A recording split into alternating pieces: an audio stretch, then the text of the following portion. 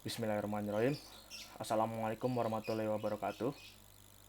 Selamat siang kepada Bapak Aswar dan teman-teman kelas 4B sekalian.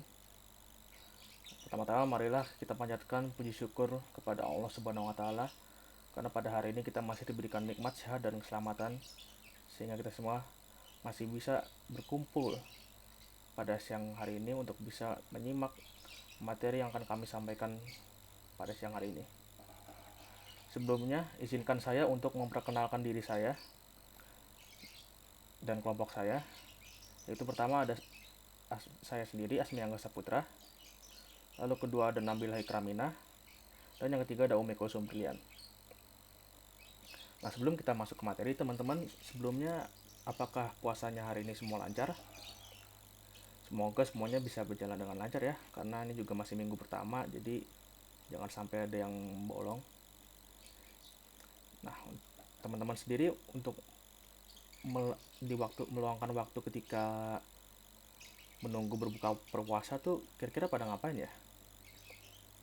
Nah, kalau saya sendiri tuh saya sering browsing di internet seperti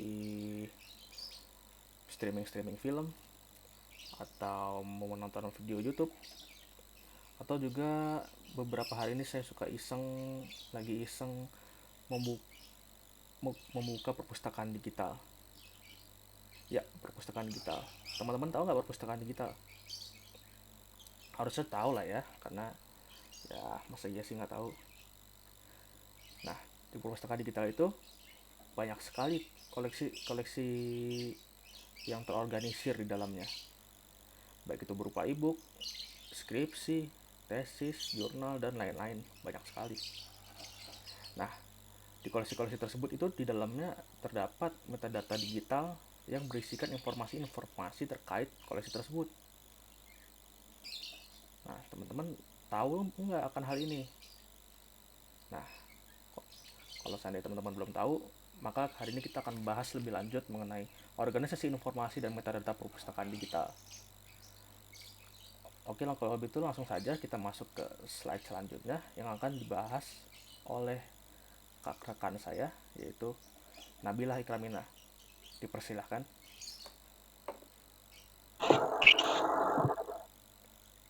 Baik, terima kasih Saudara Azmi. Assalamualaikum warahmatullahi wabarakatuh. Teman-teman sekalian, di sini saya akan menjelaskan yang pertama ada konsep metadata. Sebelumnya, pernah nggak kalian mendengar istilah metadata? Mungkin kita sering mendengar istilah metadata, tetapi banyak dari kita yang belum tahu arti dari metadata tersebut. Contoh metadata ada di mana-mana, bisa dilihat dari di sekeliling kita, tetapi terkadang kita tidak menyadarinya. Sebenarnya metadata bukanlah hal yang baru atau konsep baru, tapi hanya istilah baru yang konsepnya diadopsi dari sistem katalog buku perpustakaan pada zaman dahulu. Sekarang, metadata sudah banyak diimplementasikan dalam berbagai bidang kehidupan, bukan hanya diterapkan pada katalog buku yang menggunakan teks tulisan tangan, tapi metadata sudah digunakan dalam bentuk multimedia menggunakan teknologi digital. Contoh metadata bisa dilihat di folder komputer, di dalam foto yang diambil dari kamera digital, terus label produk makanan minuman, album rekaman musik, dan masih banyak lagi contoh metadata lainnya yang bisa ditemukan dalam kehidupan kita sehari-hari. Metadata kerap didefinisikan sebagai data about data, data about the data, atau kumpulan informasi yang mendeskripsikan sebuah data. Tujuan utama dari keberadaan metadata adalah untuk mendokumentasikan karakteristik dari sebuah data, terutama yang berkaitan dengan isi, kualitas, dan fitur terkait. Konsep metadata sendiri pada awalnya banyak dipergunakan oleh organisasi atau perusahaan, khususnya di divisi administrasi yang sehari-harinya dihadapkan pada aktivitas pengelolaan dokumen dan arsip yang terkait. Dengan mendefinisikan dan mendeklarasikan metadata untuk setiap dokumen dan arsip yang ada, maka proses pencarian dokumen dan arsip terkait dengan menggunakan teknologi informasi dapat semakin cepat, akurat, dan fleksibel. Slide selanjutnya.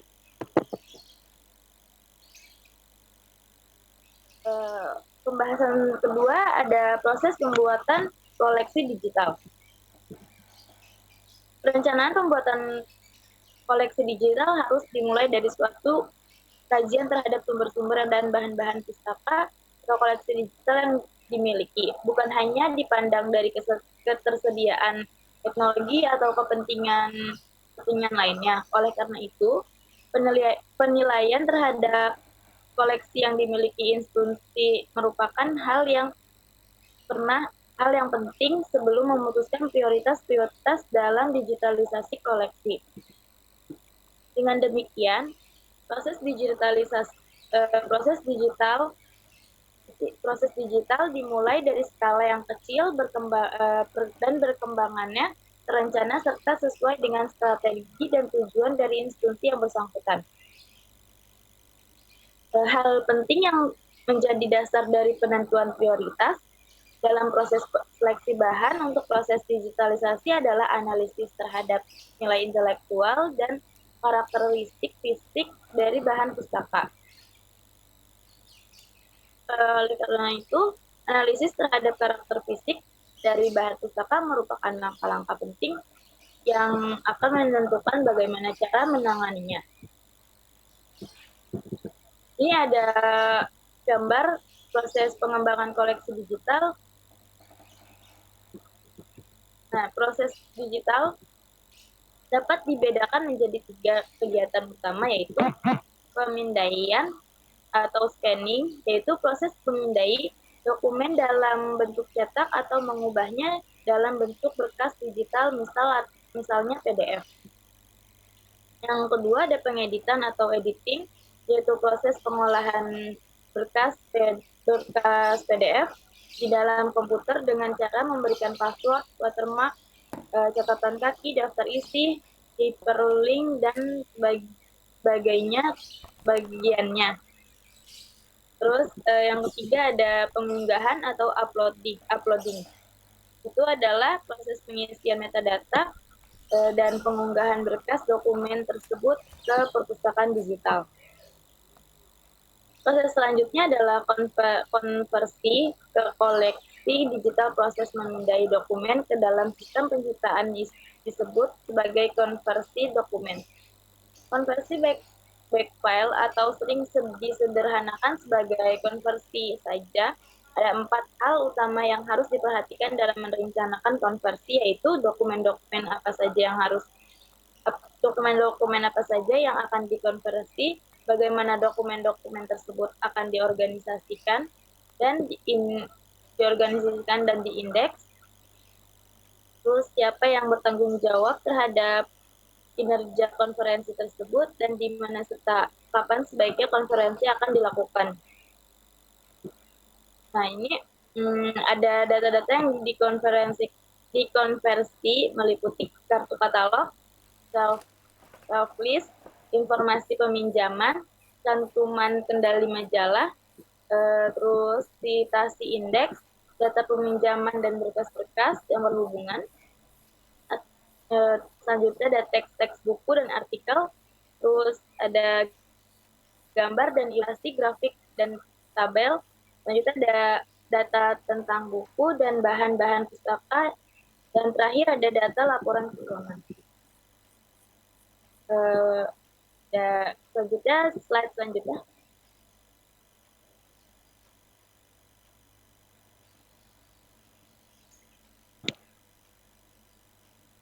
Pembahasan selanjutnya ada organisasi berkas koleksi digital. Pengorganisasian informasi adalah kegiatan pengolahan bahan pustaka atau informasi dengan tujuan utama untuk memudahkan dalam proses penyimpanan dan memudahkan dalam proses penyimpanan dan menemukan kembali atau storage and retrieval. Terus pengorganisasian informasi secara tradisional diantaranya adalah klasifikasi dan katalogisasi yang akan menghasilkan cantuman bibliografi. Organisasi bibliografi ini menghasilkan sarana bibliografi yaitu bibliografi, katalog, dan indeks. Perkembangan jumlah dan jenis informasi yang sangat pesat saat ini, baik dalam bentuk tercetak maupun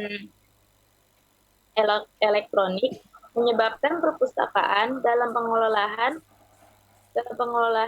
sudah tidak bisa dilakukan dengan cara konvensional.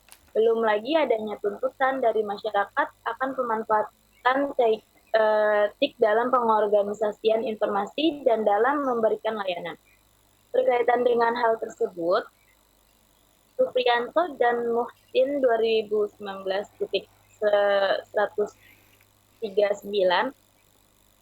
bahwa fungsi perpustakaan sekarang tidak hanya sebagai gudang buku, melainkan sebagai pusat informasi yang dapat menyediakan akses ke sumber-sumber informasi tanpa dibatasi waktu dan tempat untuk sampai kepada hal tersebut. Maka sangat diperlukan pengelolaan perpustakaan secara kreatif dan inovatif dengan penerapan teknologi. Slide selanjutnya.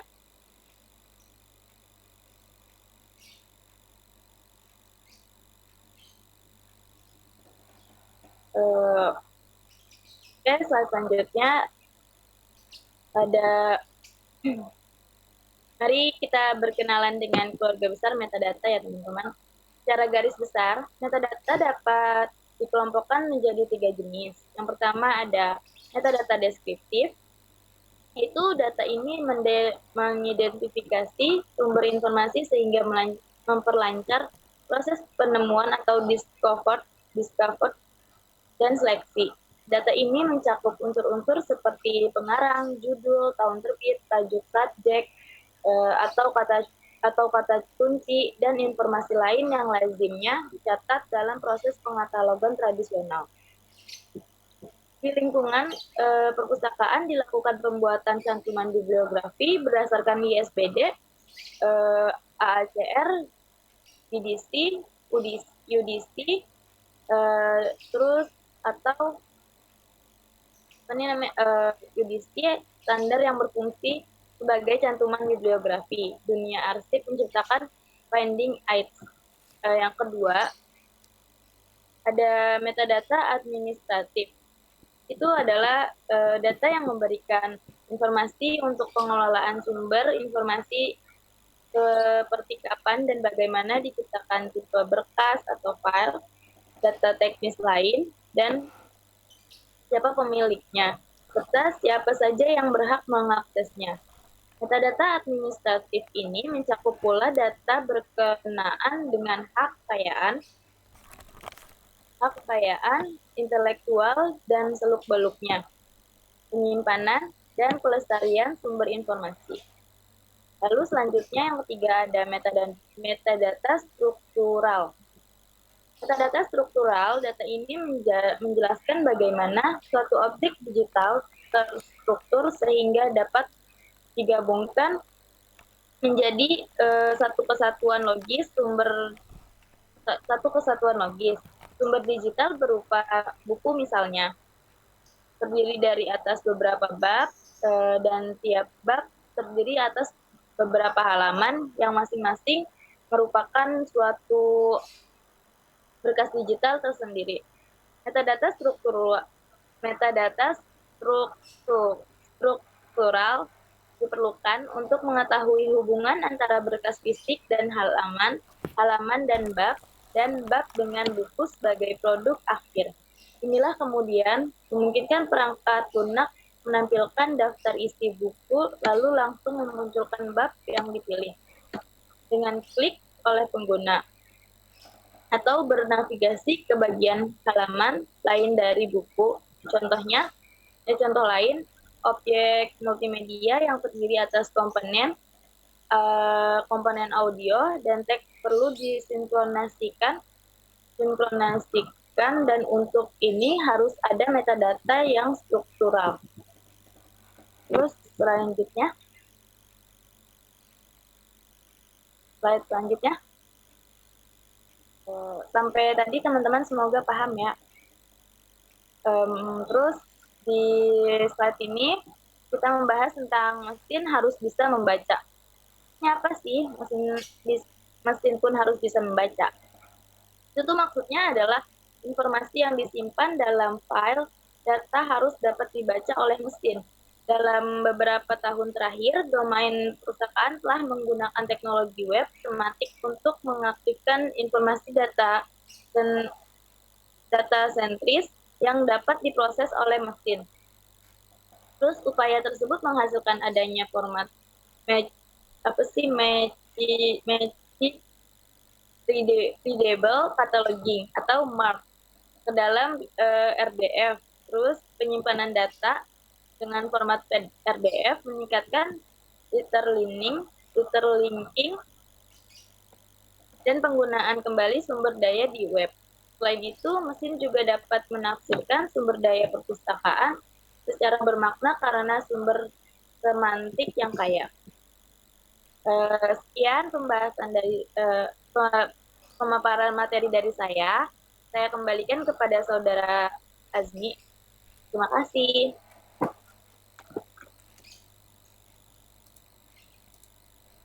Baik, terima kasih kepada Saudari Nabila Ikramina. Mungkin selanjutnya akan masuk ke materi selanjutnya, itu akan dibahas oleh Saudari Umi Kulsum Berlian. Kepada Umi, dipersilahkan.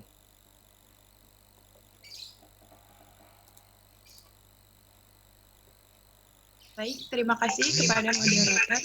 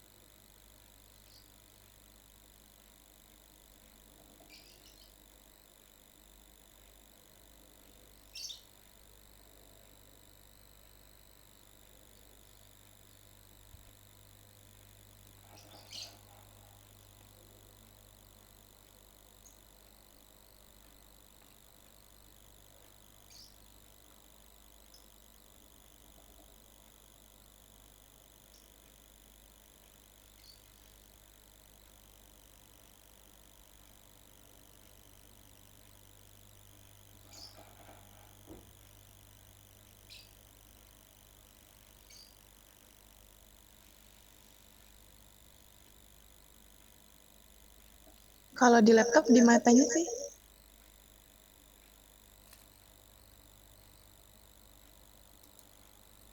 Suara laptop lu matiin aja, Om. Jadi lu dengerin suara dari HP.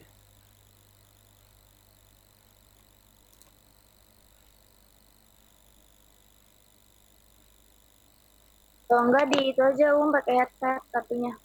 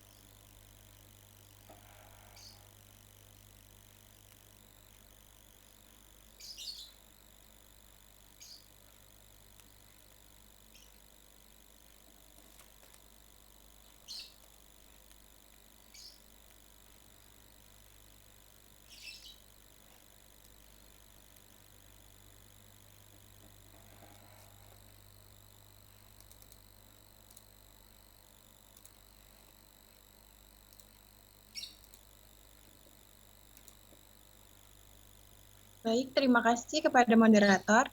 Selanjutnya adalah materi metadata atau mapping konten isi perpustakaan.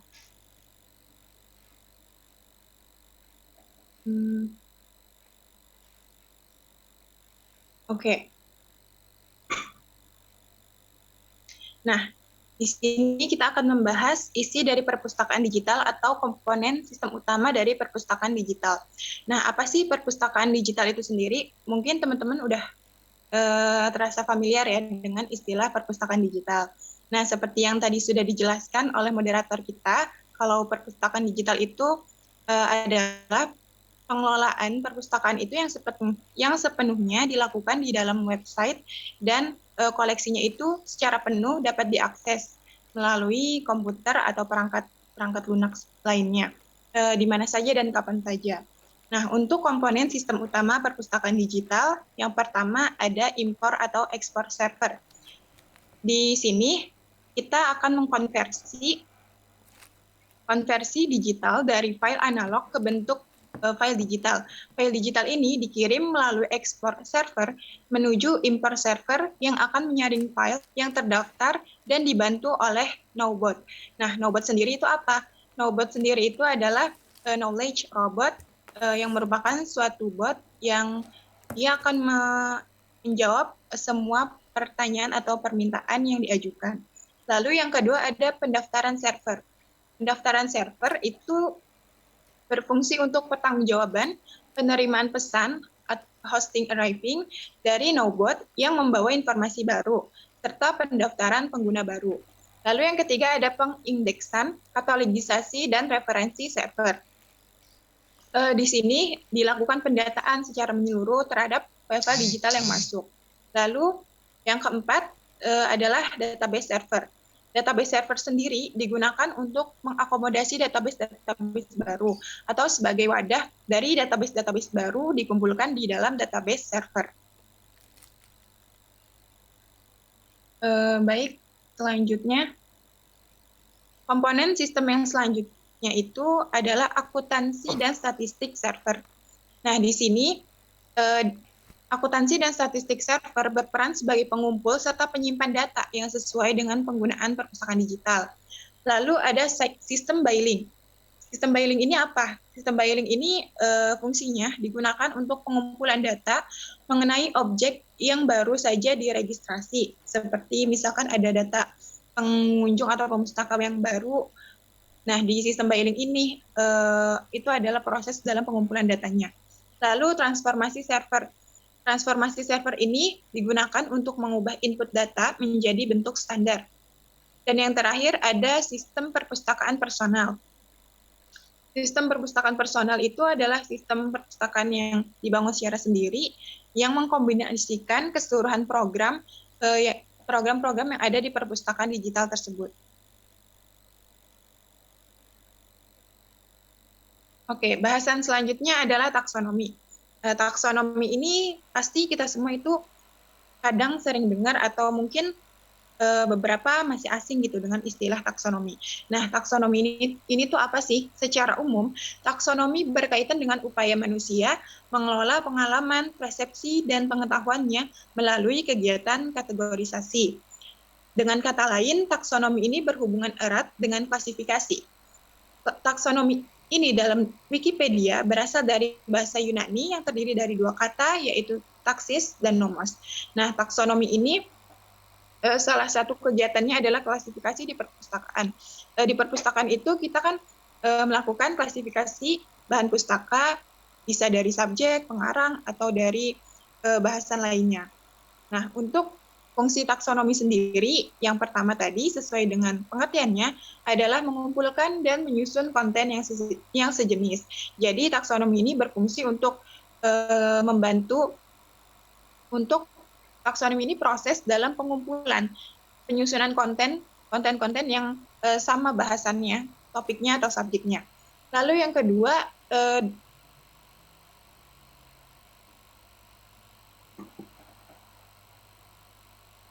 limit.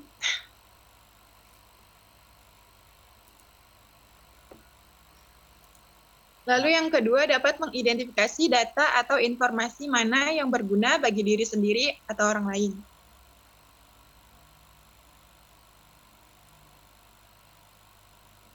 Baik, bahasan selanjutnya adalah web semantik.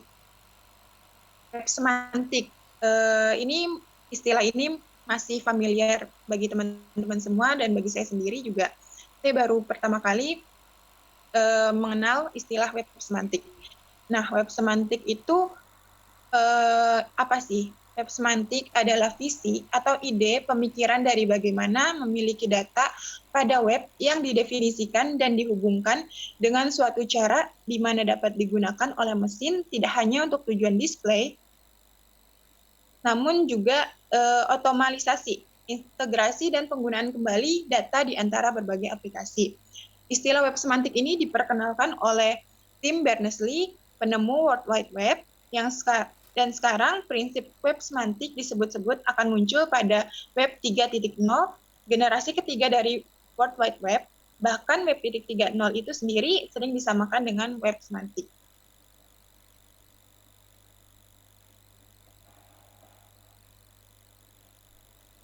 Oke, selanjutnya standar-standar web semantik. Nah,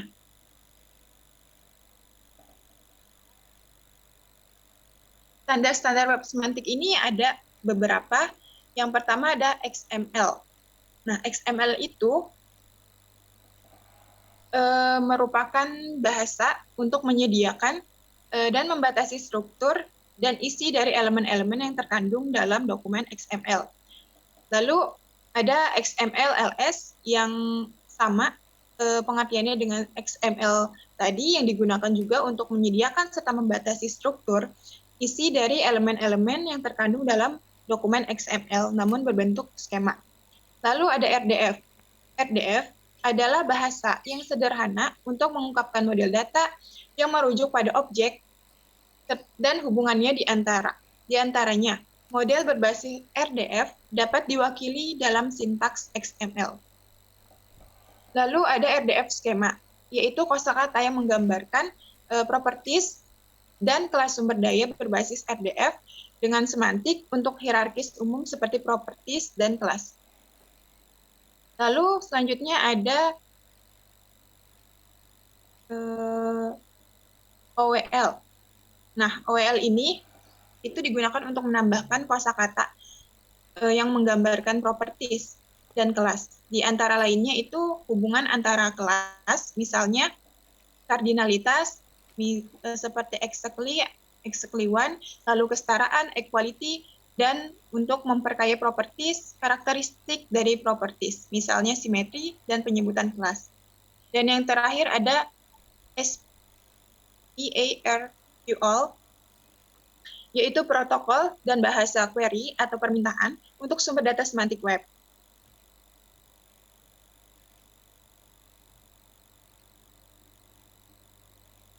Baik, bahasan selanjutnya adalah standar metadata, yaitu MARC. MARC, kita pasti sudah sangat mengenal itu MARC ya. Udah dari bahasan-bahasan sebelumnya juga banyak yang membahas tentang standar metadata ini. MARC itu apa? MARC itu Machine Readable Cataloging, yang merupakan standar metadata katalog perpustakaan yang dikembangkan pertama kali oleh Library of Congress. MARC ini sudah ada sejak awal 1960-an, yang kemungkinan digunakan oleh seluruh negara-negara di dunia. Seperti yang kita ketahui, kita menggunakan MARC dengan nama Indomark, lalu ada juga negara Inggris yang mengganti namanya menjadi UK MARC.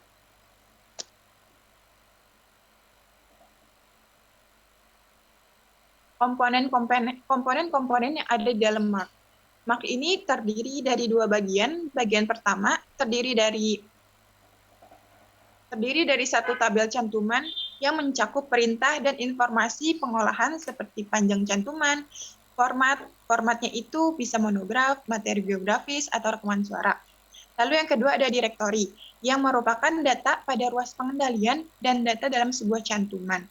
Serta yang ketiga, ruas kendali, yang merupakan ruas panjang tetap diisi oleh pengatalog dan terdiri dari data tentang tanggal pengisian, negara penerbitan, bahasa yang digunakan, lalu itu adalah bagian pertama dari komponen MARC. Dan sekarang adalah bagian yang kedua. Bagian kedua ini adalah direktori cantuman yang membagi data menjadi ruas dan subruas. Ruas sendiri ditandai oleh tengara yang mewakili cantuman bibliografis serta titik akses. Selanjutnya, MARC itu terdiri dari 3 unsur. Yang pertama ada struktur record, lalu ada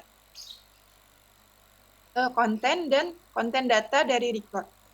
Struktur record itu ada implementasi dari Standar Internasional Format for Information Exchange atau ISO 2709 dari Amerika dan Bibliographic Information Interchange ANSINISO Z39.2.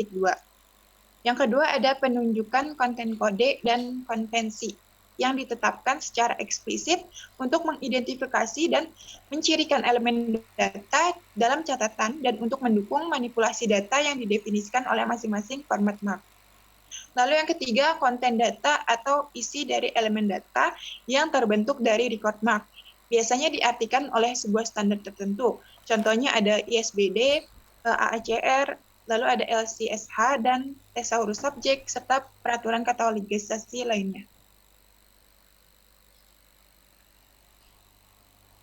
Nah, penggunaan MARC ini, penerapannya itu bisa berbeda dari satu negara dengan negara lainnya, karena beberapa hal. Yang pertama, MARC merupakan pengembangan sistem katalogisasi. Jadi, di suatu negara, MARC itu bisa dikembangin lagi sesuai dengan lingkungan serta lingkungannya, bagaimana MARC itu bisa dioptimalkan penggunaannya. Lalu yang kedua, adanya perbedaan subjek kontrol dan sistem klasifikasi. Yang ketiga, perbedaan bahasa resmi yang digunakan. Yang keempat, perbedaan skrip bahasa. Lalu yang kelima, perbedaan set karakter dan kode. Serta yang keenam, beberapa perbedaan teknik yang pada umumnya disesuaikan dengan kebutuhan pengembangan konsep MARC tersebut.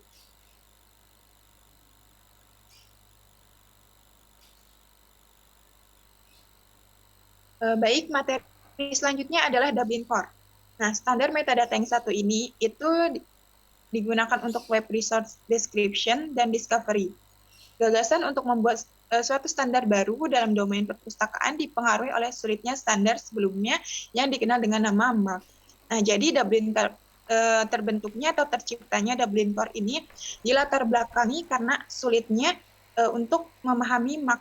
Orang awam itu sulit untuk memahami MARC karena berisi kode-kode yang hanya pustakawan atau orang-orang tertentu yang paham di bidang perpustakaan itu sendiri. Nah, Dublin Core ini diharapkan bisa menyediakan standar baru dengan beberapa catatan. Yang pertama, Dublin Core harus dapat digunakan oleh orang awam dan bukan hanya pengatalog maupun profesional. Jadi, bahasa dari Dublin Core sendiri itu harus dapat dimengerti, walaupun tidak ada basic kemampuan, keterampilan, pengetahuan tentang ilmu perpustakaan. Lalu yang kedua, semua unsur bersifat opsional dan dapat diulang apabila diperlukan. Jadi unsur-unsurnya itu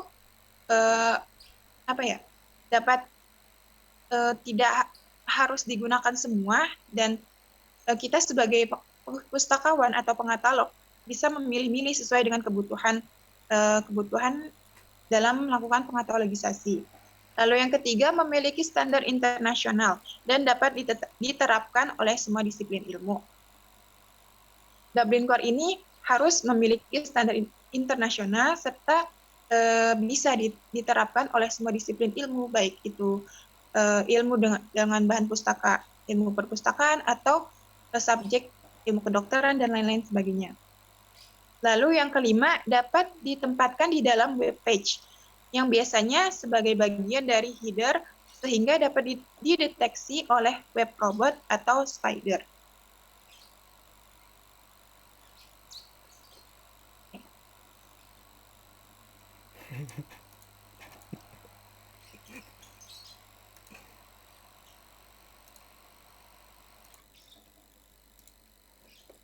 Satu, dua, tiga.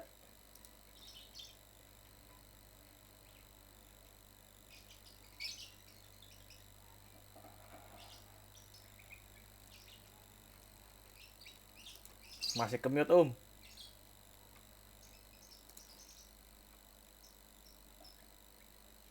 Sorry, lupa. Oke. Selanjutnya ada metadata dalam elemen DCMI. Nah, Dublin Core sendiri itu memiliki 15 unsur yang terbagi menjadi tiga unsur. Yang pertama, unsur-unsur yang terkait terutama dengan isi sumber daya. Yaitu yang pertama ada title, yaitu judul dari bahan pustaka atau sumber informasi. Yang kedua ada subjek, pokok bahasan apa yang ada di dalam sumber informasi tersebut, yang biasanya itu berupa keyword atau nomor klasifikasi. Lalu yang ketiga ada description. Description ini merupakan apa ya? Isi kayak ringkasan dari bahan pustaka atau sumber informasi seperti abstrak, daftar isi, dan indeks seperti itu. Lalu type. Type ini merupakan jenis dari bahan pustakanya. JMD seperti buku, novel, laporan penelitian, dan lain-lain. Lalu ada source, yaitu sumber awal dari sumber awal informasi bahan pustaka tersebut. Dan yang keenam ada relation. Relation itu apa ya? Hubungan antara sumber informasi yang satu dengan sumber informasi yang lain. Lalu yang ke-7 ada coverage. Nah, unsur-unsur yang kedua adalah unsur-unsur yang terkait dengan kekayaan intelektual. Yang pertama ada kreator. Kreator pasti udah pada tahu semua, yaitu pencipta dari bahan pustaka atau sumber informasi. Lalu ada penerbit, ada kontributor. Kontributor ini siapa sih? Nah, kontributor itu orang-orang yang terlibat dalam proses pembentukan penciptaan bahan pustaka atau sumber informasi selain dari kreator. Nah, yang keempat ada rights. Rights ini adalah hak cipta dari suatu sumber informasi. Nah, unsur yang ketiga adalah unsur-unsur yang terkait terutama dengan instansi dari sumber daya. Yang pertama ada date, tanggal pembuatan bahan pustaka atau penerbitan bahan pustaka. Lalu ada format, ada identifier. Identifier ini kayak identitas yang mengarah ke sumber informasi tersebut, seperti misalkan URL atau alamat situs. Lalu yang keempat ada language atau bahasa intelektual yang digunakan dalam bahan pustaka tersebut.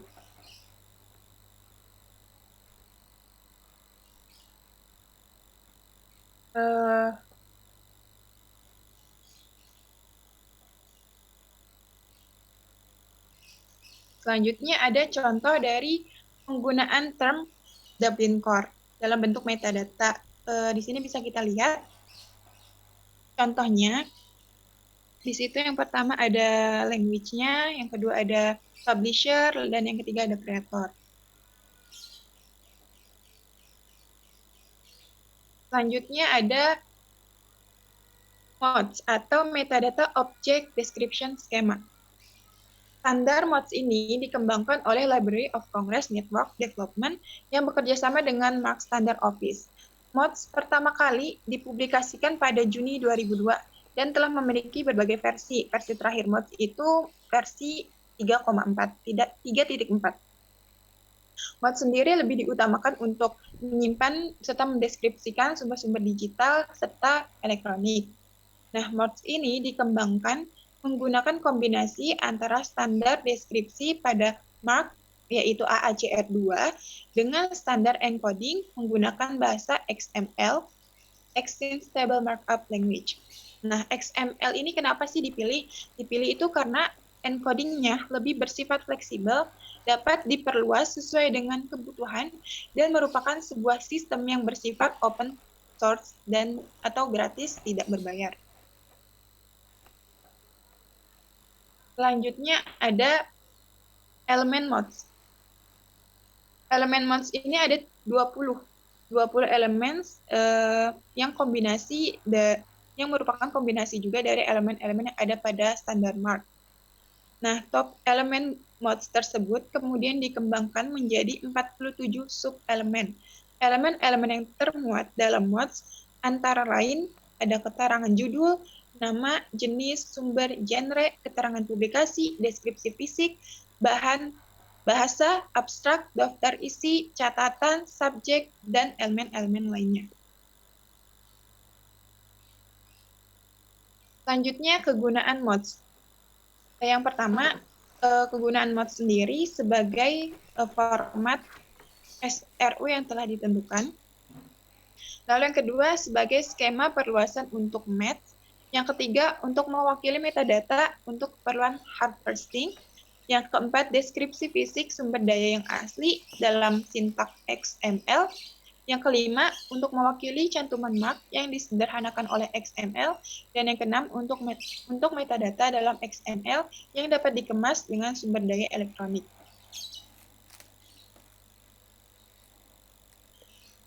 Selanjutnya, ada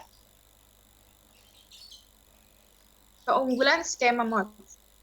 Nah, keunggulan skema mods ini ada 5. Yang pertama, teks atau metadata yang digunakan itu berupa teks dan tidak menggunakan numerik. Jadi metadata mods ini itu berupa huruf dan tidak menggunakan nomor-nomor. Lalu yang kedua ada elemen-elemen dalam mods paralel dengan mark.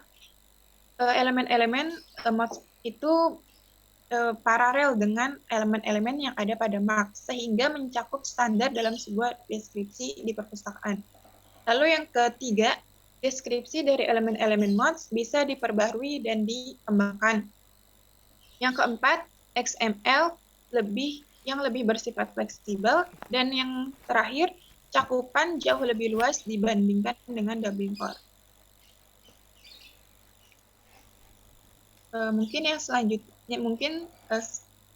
gitu saja penjelasan dari saya. Selanjutnya saya kembalikan ke moderator.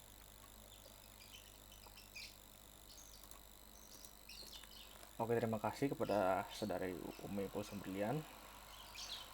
Mungkin selanjutnya materinya akan dilanjutkan oleh saya yang akan menjelaskan, yaitu kita masuk ke pembahasan JSON.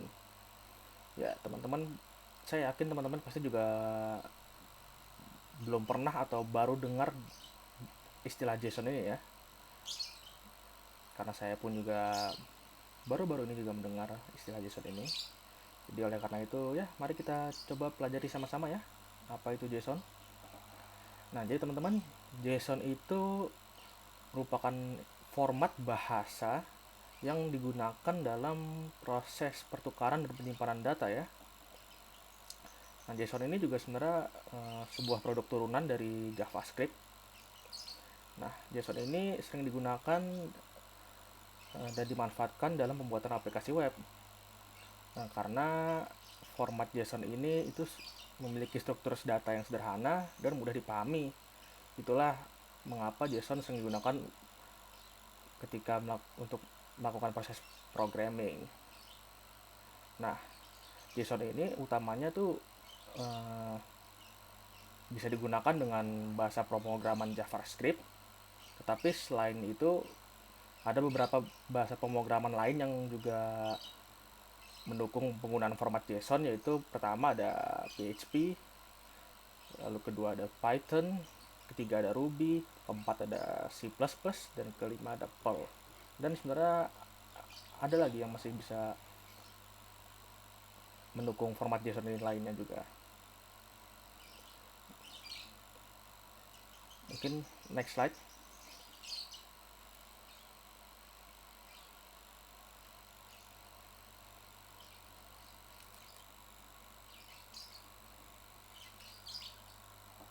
Nah, fungsi JSON. Nah, fungsi JSON ini kurang lebih sama ya dengan XML.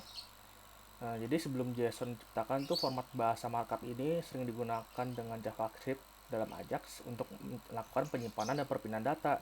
Nah, itu sebenarnya fungsi utamanya.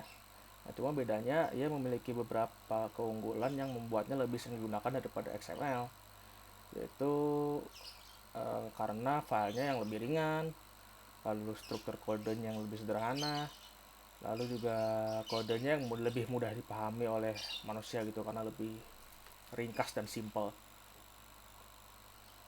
Next.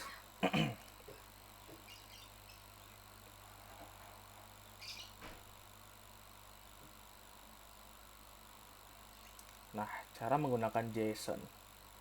Nah, sebenarnya ada dua hal yang perlu dipelajari ya untuk bisa menggunakan JSON. Itu pertama sintaks atau cara penulisannya dan jenis value-nya. Nah, untuk memahami keduanya ini, mari kita simak penjelasannya di bawah ini.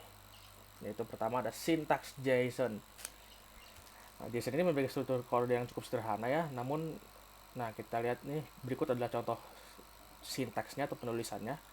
Itu ada ya bisa dilihat tuh ya, ada tutup kurung, tanda kutip city, New York, country ya, bisa dilihat situ.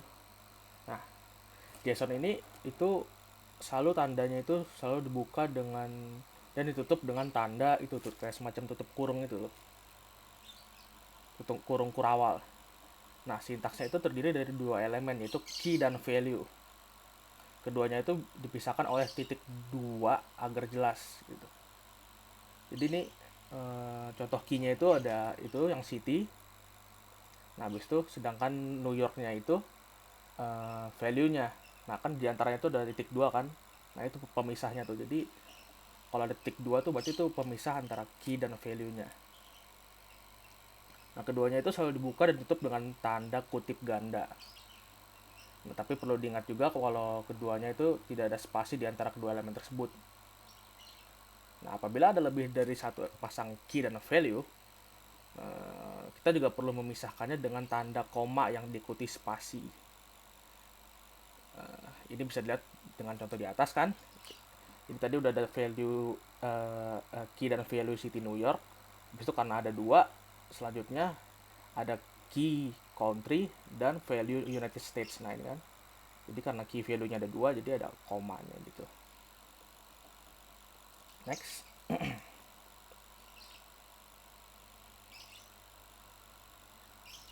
Nah, jenis-jenis value JSON. Nah, pertama itu ada string. String adalah data yang terdiri dari karakter Unicode seperti Anton, contoh pada di bawah ini nih. No, nama penulisannya tuh seperti itu tuh, kayak tanda tanda tanda kutip ganda, nama Anton titik dua gitu. Nah, lalu kedua ada objek. Objek adalah sepasang key dan value. Seperti contoh di sintaks tadi tuh, jadi ada objek dibuka dan tutup dengan kurung kurawal. Nah, jika lebih dari satu itu dipisahkan dengan koma dan spasi. No. Jadi kayak gini nih. Dalam kutip ganda gitu kan, karyawan titik dua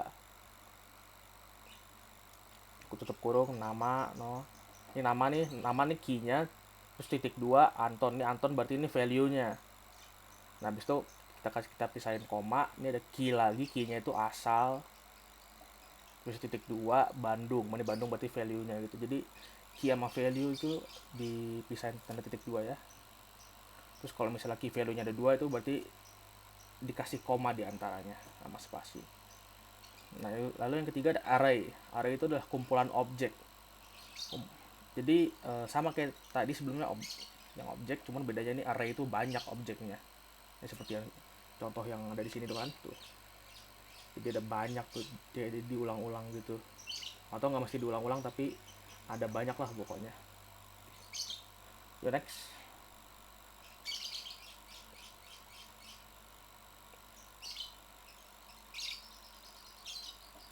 Nah, selanjutnya itu ada boolean. Nah, boolean adalah jenis data yang hanya berisikan pernyataan benar atau salah. Anda hanya tinggal memasukkan true atau false seperti pada contoh berikut ini. Jadi bisa dilihat ya situ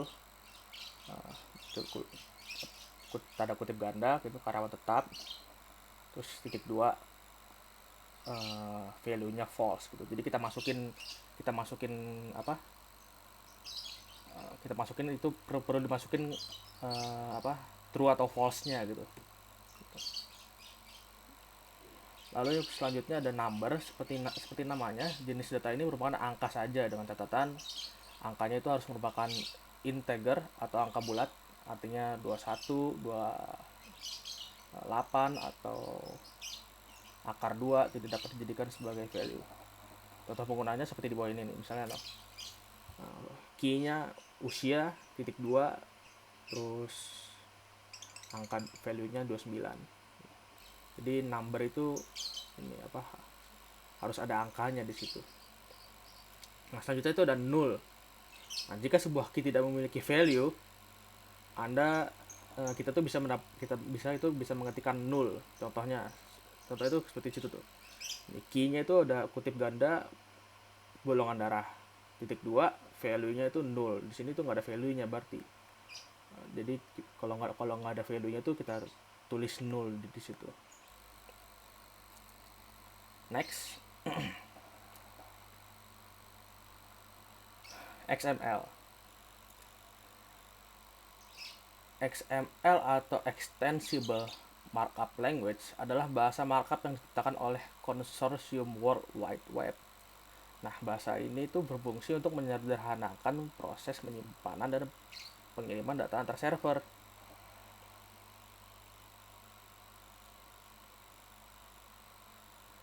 Next.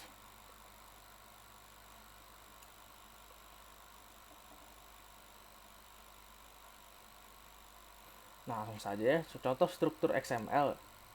Nah, sebenarnya strukturnya itu cukup sederhana ya. Karena hanya terdiri dari 3 segmen, yaitu pertama ada deklarasi.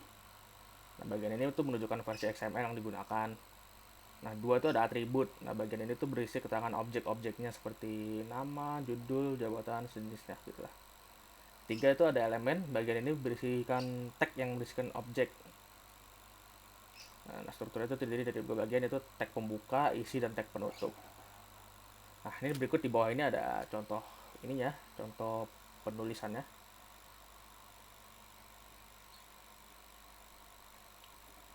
Yuk, langsung next aja.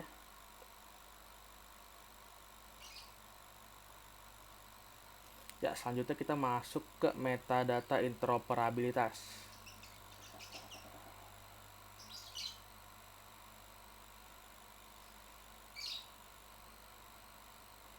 Nah, sebelumnya teman-teman pasti juga nggak tahu nih apa sih itu interoperabilitas, atau mungkin ada yang pernah dengar mungkin. Saya rasa belum ya, karena ini kayaknya juga sebuah bahasa yang baru ya, baru-baru ini juga saya dengar. Nah, jadi istilah umum interoperabilitas ini menurut Kaplan itu dapat berarti bahwa dua aplikasi itu berbagi protokol komunikasi bersama. Satu klien dapat berinteraksi dengan banyak server, atau data yang dapat digunakan kembali dalam konteks yang berbeda.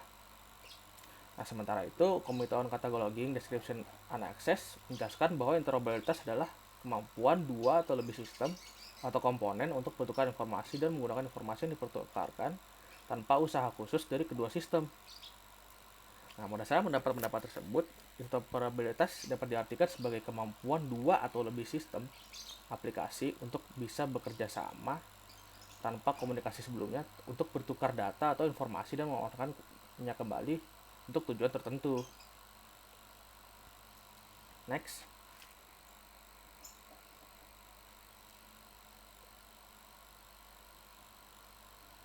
Nah, menurut Pendit, persoalan interoperabilitas adalah penyelarasan teknologi untuk menjamin kelancaran komunikasi dan penggunaan sumber daya digital secara bersama. Penyelarasan ini dapat dimulai dari salah satu segi paling dasar dalam sistem menyimpan dan menemukan kembali data digital, yaitu dari segi skema metadata. Nah, lebih lanjut itu Chan dan Zeng menjelaskan metode yang digunakan untuk mencapai interoperabilitas skema metadata, yaitu ada 6 ya, yaitu pertama ada derivation, application profile, crosswalk, switching across, framework, dan registry. Nah, next.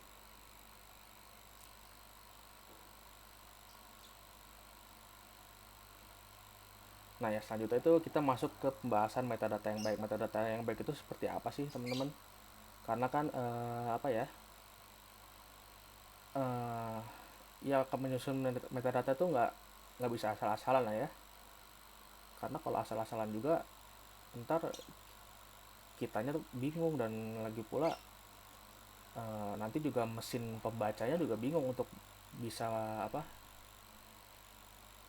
mengetahui apa sih ini metadata dari koleksi ini gitu kan.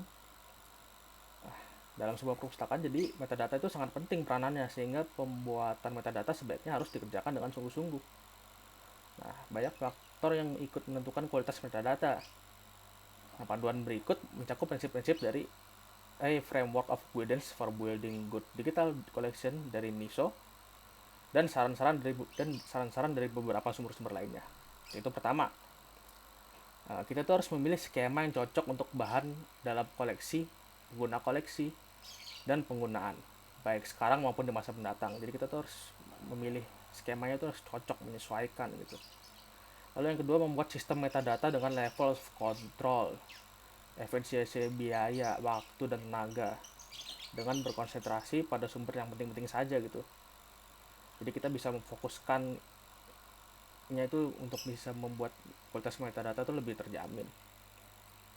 Lalu yang ketiga, menggunakan lebih dari satu skema bila perlu. Misalnya mark atau mods untuk sumber yang paling penting. Lalu double core. Kan double core itu kan lebih sederhana ya, lebih simple, yang orang-orang awam tuh juga bisa ngerti. Nah, double core mungkin bisa dipakai untuk koleksi-koleksi yang mungkin kurang penting, atau mungkin yang koleksi-koleksi yang ya kurang penting lah gitu ya. Next,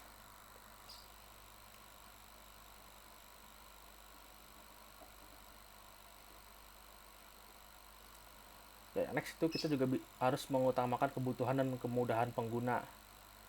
Nah, skema yang sederhana mungkin lebih mudah bagi staf perpustakaan yang membuat metadata, tetapi pengguna itu juga bisa mungkin dirugikan karena mereka jadi susah untuk mendiscover koleksi-koleksinya. Jadi discover tuh jadi kurang lancar, rumit, dan hasilnya tuh mungkin nggak sesuai dan mengecewakan.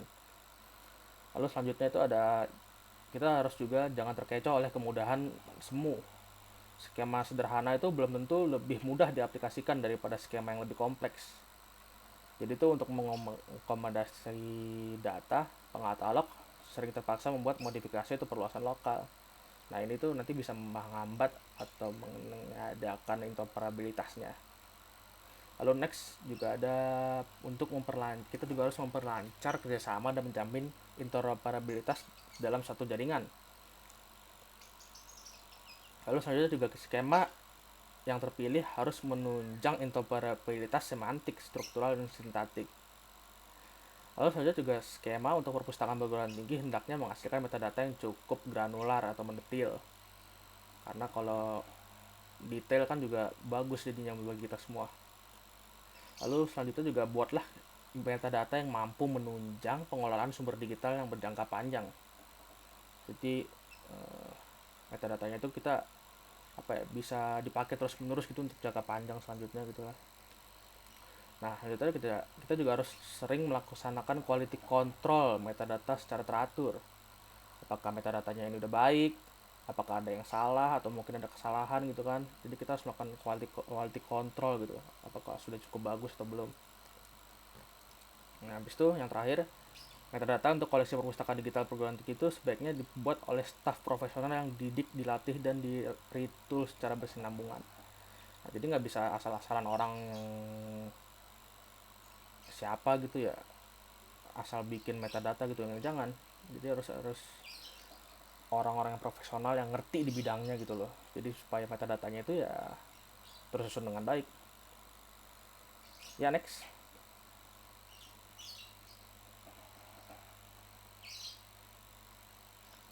Ya, selanjutnya kita akan membahas hasil observasi kami, yaitu mengenai studi kasus di perpustakaan Universitas Satya Negara Indonesia. Jadi kami itu sudah melakukan observasi dan wawancara ke Universitas Satya Negara Indonesia, itu mengenai seputar materi kami, yaitu organisasi informasi dan perpustakaan digital. Next. Nah, di sana itu kami sudah mendapatkan beberapa informasi ya dari beberapa hal yang kami tanyakan dan kami observasi gitu ya. Itu yang pertama itu ada dari segi koleksi digitalnya nih. Nah, koleksi digital di perpustakaan USNI itu baru mencakup 20% dari keseluruhan total koleksi gitu. Jadi masih terbilang dikit ya untuk koleksi digitalnya dibanding koleksi tercetaknya gitu. Nah, untuk koleksi digitalnya sendiri itu berupa koleksi deposit perpustakaan USNI seperti skripsi, tesis, disertasi mahasiswa, dan hasil penelitian dosen. Sebagian kecilnya ada juga beberapa buku digital yang sudah dilakukan digitalisasi gitu kan. Cuman itu juga masih sedikit juga jumlahnya dibanding yang koleksi tercetak. Next, mungkin bisa dilanjut. Nabila Ikremina.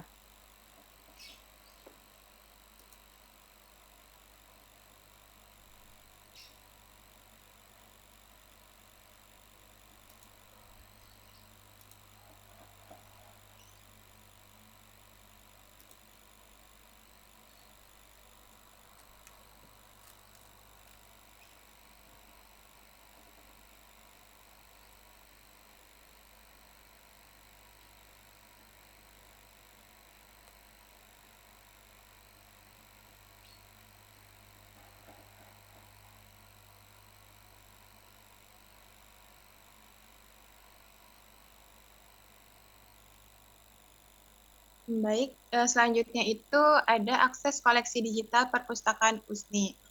Nah, tadi kan udah dijelasin nih sama rekan saya, yaitu Azmi, bahwa di sana ada koleksi digital yang berupa koleksi deposit.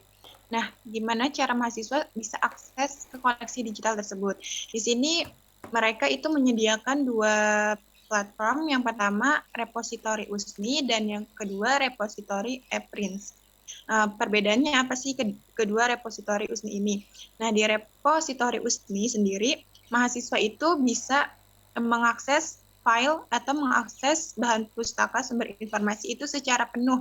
Jadi, bahan pustakanya itu tampil secara utuh, mulai dari bab 1 sampai kepada daftar pustakanya.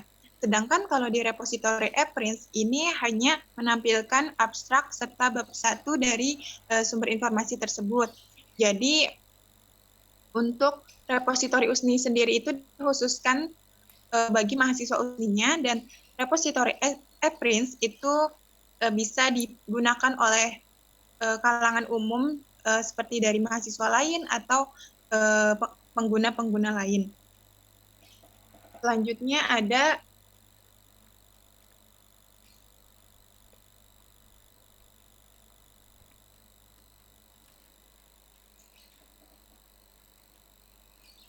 ada media penyimpanan koleksi digital. Koleksi digital di perpustakaan USNI sendiri itu lebih banyak menggunakan komputer, dan aksesnya itu juga melalui komputer atau perangkat lunak lainnya. Dan juga ada beberapa yang menggunakan penyimpanan eksternal seperti CD untuk koleksi tugas akhir mahasiswa yang memang mereka itu dari awal sudah memberikan CD serta file hard cover dari tugas akhir mereka, sehingga CD tersebut dijadikan menjadi tempat media penyimpanan bagi koleksi tugas akhir mereka dan disimpan di perpustakaan tersebut. Mungkin selanjutnya bisa dilanjutkan oleh teman saya.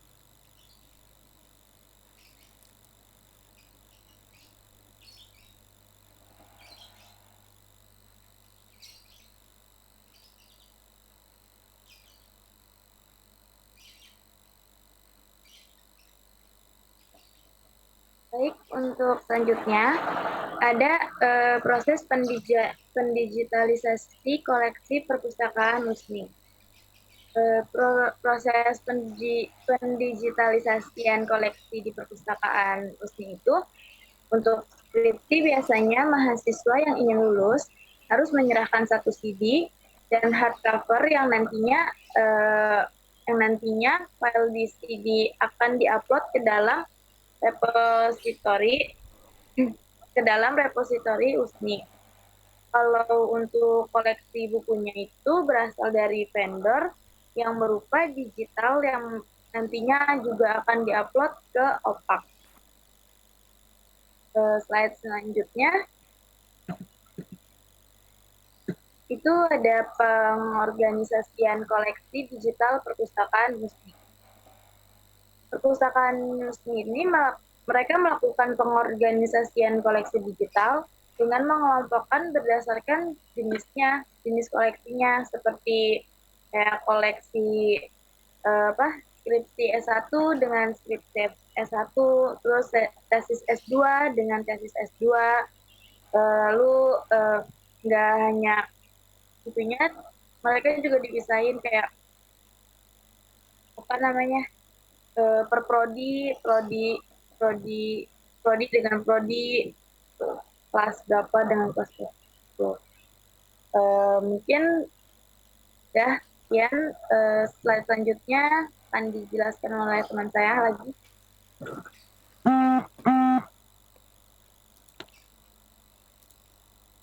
Ya baik, selanjutnya itu ada standar metadata yang digunakan. Itu perpustakaan USNI memakai aplikasi SLIM sebagai media pengorganisasian koleksinya, sehingga standar yang metadata yang digunakan itu adalah MARC, karena SLIM itu defaultnya itu menggunakan MARC gitu kan. Nah, dalam proses pengatalogan mereka juga menggunakan standar ACR2 dikarenakan mengikuti SOP yang telah ada seperti sebelumnya, yaitu menggunakan MARC dan ACR2 gitu. Next, mungkin bisa lanjut dengan teman saya juga.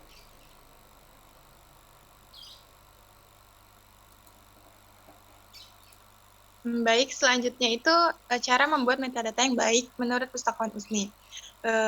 Dalam wawancara kemarin, mereka mengatakan bahwa untuk membuat metadata yang baik itu ada dua hal yang paling penting. Yang pertama adalah bahasa metadata harus universal. Maksudnya gimana sih universal? Jadi metadata ini nantinya bakalan digunakan oleh perpustakaan dan bukan hanya satu perpustakaan saja, melainkan banyak perpustakaan dalam berbagai jenis perpustakaan. Jadi bahasanya itu harus dapat dipahami oleh seluruh perpustakaan. Jadi bahasa metadata harus universal. Lalu yang kedua adalah struktur metadata harus lengkap. Yang dimaksud dengan struktur metadata harus lengkap itu susunan struktur metadatanya itu nggak boleh ada yang kurang, seperti misalkan metadata dari pengarangnya tidak ada, atau metadata dari catatannya tidak ada, seperti itu. Jadi semuanya harus lengkap sesuai dengan standar HACR atau standar pedoman pengatalogan yang kita gunakan. Nah, dua hal itu menjadi hal yang penting dalam membuat metadata yang baik menurut Pustakawan USNI.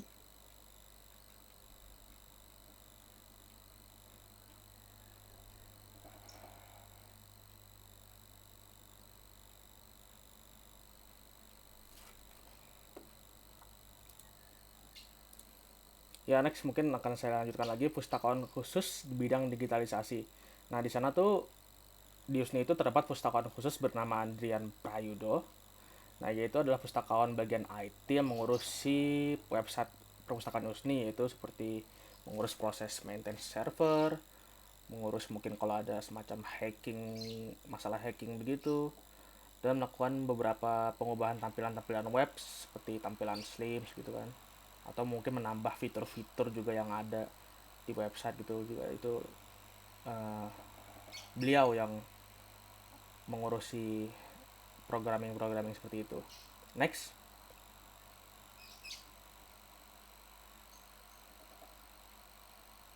Nah, kegiatan pengodingan. Nah, proses pengodingan dilakukan oleh pustakawan USNI itu utamanya hanya untuk melakukan perubahan-perubahan tampilan website saja menggunakan codingan PHP. Contohnya seperti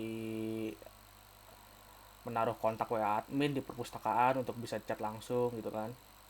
Atau mungkin mengubah tampilan desain websitenya gitu kan supaya lebih menarik gitu. Nah, habis itu sebenarnya juga ada codingan lain seperti JavaScript, tetapi pustakawan USNI tidak terlalu sering mengotak-atik hal tersebut karena sekiranya mereka sudah anggap itu cukup paten, jadi tidak perlu diotak-atik. Next.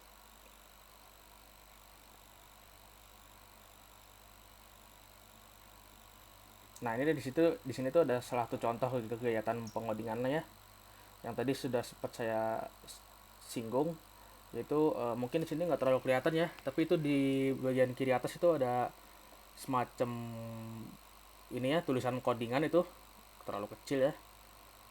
Nah itu codingan yang ini tuh, ini codingan tentang tadi apa, untuk menginput kontak WA tadi admin untuk bisa chat langsung gitu kan. Nah ntar hasilnya itu, ini codingannya yang di kiri ini ya, ntar hasilnya tuh jadi kayak gini nih, ini di websitenya nih yang sebelah kanan atas. Itu ntar ada ini, ada bulatan WA nih kecil itu. Nah itu kalau diklik nih nanti apa, bisa akan lanjut ke gambar yang ketiga, itu kita bisa langsung muncul kontak perpustakaan USNI adminnya, sehingga kita bisa langsung ada opsi untuk ngechat langsung ke pihak perpustakaan, admin perpustakaan USNI. Nah itu hasil dari codingannya, salah satu contoh dari hasil codingannya, proses codingannya.